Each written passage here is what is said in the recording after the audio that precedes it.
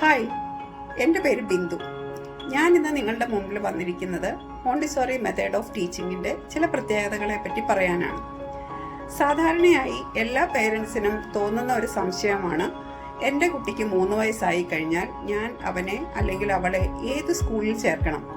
CBSEയിൽ ചേർക്കണോ, ICSEയിൽ ചേർക്കണോ, അതോ international syllabus ആയിട്ടുള്ള സ്കൂളുകളിൽ ചേർക്കണോ എന്നുള്ളത് എല്ലാ മാതാപിതാക്കളെയും അലട്ടുന്ന ഒരു വലിയൊരു പ്രശ്നം തന്നെയാണ്. ഇവിടെ ഞാൻ പറയാൻ പോകുന്നത് മോണ്ടിസോറി മെത്തേഡ് ഓഫ് ടീച്ചിങ്ങിന്റെ പ്രത്യേകതകളെ പറ്റിയാണ്. അതായത് 2.5 വയസ്സ് മുതൽ 6 വയസ്സ് വരെയുള്ള ഒരു കുട്ടികളെ നമ്മൾ സാധാരണ കിൻഡർഗാർട്ടൻ സ്കൂളുകളിൽ ചേർക്കുന്നതും മോണ്ടിസോറി സ്കൂളുകളിൽ ചേർക്കുന്നതും തമ്മിലുള്ള വ്യത്യാസം എന്താണെന്ന് പറയാനാണ് ഞാൻ ശ്രമിക്കുന്നത്. സാധാരണ കിൻഡർഗാർട്ടൻ സ്കൂളുകളിൽ നമുക്കറിയാം എല്ലാം ടെക്സ്റ്റ് ബുക്ക് ബേസ്ഡ് ആണ്. അവർക്കൊരു പർട്ടിക്കുലർ സിലബസ് ഉണ്ടാവും. ആ സിലബസിൽ ഊന്നി നിന്നുകൊണ്ടാണ് അവർ കുട്ടികളെ പഠിപ്പിക്കുന്നത്. അവരെ സാധാരണയായി പഠിപ്പിക്കുക തന്നെയാണ് അവിടെ ചെയ്യുന്നത്. കുട്ടി തന്നെത്താനെ പഠിക്കുകയല്ല ചെയ്യുന്നത്. അതായത് somebody is there to teach the child. The learning is not happening. Actually learning ആണ് നടക്കേണ്ടത്. ആ ലേണിംഗ് നടക്കണമെന്നുണ്ടെങ്കിൽ കുട്ടികൾക്ക് ആവശ്യമായിട്ടുള്ള ഫ്രീഡം ഉണ്ടാവണം. കുട്ടികൾക്ക് ആവശ്യമായിട്ടുള്ള ചൂസ് ചെയ്യാനുള്ള അല്ലെങ്കിൽ കുട്ടികൾക്ക് എന്താണ് ചെയ്യേണ്ടതെന്ന് സെലക്ട് ചെയ്യാനുള്ള ഫ്രീഡം ഉണ്ടാവണം. അതുപോലെ തന്നെ നമ്മൾ കുട്ടികളെ ബഹുമാനിക്കുകയും അവരുടെ ആവശ്യങ്ങൾ കേൾക്കുകയും ചെയ്യണം. പക്ഷെ മിക്കവാറും കിൻഡർഗാർട്ടൻ സ്കൂളുകളിൽ ആ ഒരു ഇത് നടക്കുന്നുണ്ട് എന്നുള്ളത് കാര്യം വളരെ സംശയമാണ്.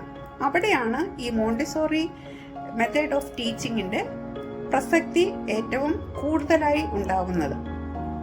കാരണം ഈ മോണ്ടിസോറി മെത്തേഡ് ഓഫ് ടീച്ചിങ്ങിൽ സാധാരണയായി കുട്ടികൾ അവിടെ വരുമ്പോൾ നമ്മൾക്ക് അവർക്ക് ഒരു ഓവറോൾ ഡെവലപ്മെന്റിന് വേണ്ടിയിട്ടുള്ള എല്ലാ കാര്യങ്ങളും ഒരുക്കി വെച്ചിട്ടുണ്ട്.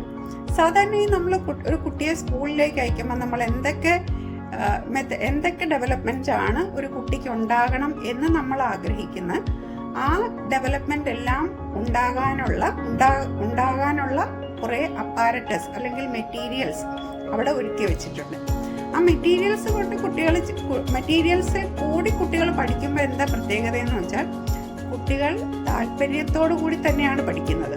അവിടെ ഒരു ടീച്ചിങ്ങിന്റെ അതായത് ഫോഴ്സ്ഫുള്ളി ആയിട്ടുള്ള ഒരു ടീച്ചിങ് സംഭവിക്കുന്നില്ല. ഇവിടെ ഈ മോണ്ടിസോറി മെത്തേഡിന്റെ പ്രത്യേകത ഞാൻ പറയുമ്പോൾ ഇവിടെ നമുക്കറിയാം, മോണ്ടിസോറി ഒരു സ്കൂളിലേക്ക് നമ്മൾ ചെന്നാൽ നമുക്കവിടെ കുറേയധികം മെറ്റീരിയൽസ് നന്നായി അറേഞ്ച് ചെയ്ത് വെച്ചിരിക്കുന്നതായിട്ട് കാണാൻ പറ്റും. അതായത് അവരുടെ EPL exercise in practical life, then sensorial activities, then language apparatus, mathematical apparatus, science and cultural activities. ഈ ഡിഫറെന്റ് ഏരിയയിൽ കൂടി കുട്ടി ഒരു 3 വയസ്സ് മുതൽ അല്ലെങ്കിൽ 2.5 വയസ്സ് മുതൽ 6 വയസ്സ് വരെ കടന്നു പോയിരുന്ന ഒരു കുട്ടിയെ സംബന്ധിച്ചിടത്തോളം ആ കുട്ടിയുടെ എല്ലാ തരത്തിലുള്ള ഡെവലപ്മെന്റ്സും ഉണ്ടാകുന്നതിന് ഈ ഒരു ആക്ടിവിറ്റീസ് ധാരാളം മതിയാകും. അവരുടെ social, emotional, moral, cognitive, physical developments ഇതിനെല്ലാം ഉൾക്കൊള്ളിച്ചുകൊണ്ടുള്ള ആക്ടിവിറ്റീസ് ആണ് ഈ മോണ്ടിസോറി സ്കൂളുകളിൽ നമ്മൾ ഒരുക്കിയിരിക്കുന്നത്. അതുകൊണ്ട് തന്നെ കുട്ടിക്ക് അവിടെ പോകാനും ഈ ആക്ടിവിറ്റികളിലൂടെ കാര്യങ്ങൾ പഠിച്ചെടുക്കാനും വളരെ എളുപ്പമാണ്. അതുപോലെ തന്നെ കുട്ടികൾക്ക് ഈ ആക്ടിവിറ്റി ചെയ്യുന്നതിലൂടെ അവരുടെ തന്നെ റെസ്പോൺസിബിൾ ആണ്. അവരുടെ ആക്ടിവിറ്റിയിൽ അവർക്കുള്ള റെസ്പോൺസിബിലിറ്റിയും അവർക്ക് മനസ്സിലാകും. അപ്പോൾ ഒരു മോണ്ടിസോറി സ്കൂളിൽ പഠിച്ച് പുറത്തു വരുന്ന ഒരു കുട്ടിയെ സംബന്ധിച്ചിടത്തോളം ഒരു ഫോഴ്സ്ഫുള്ളി നമ്മൾ അവരെ ഒന്നും ചെയ്യാൻ പ്രേരിപ്പിക്കേണ്ട കാര്യമില്ല.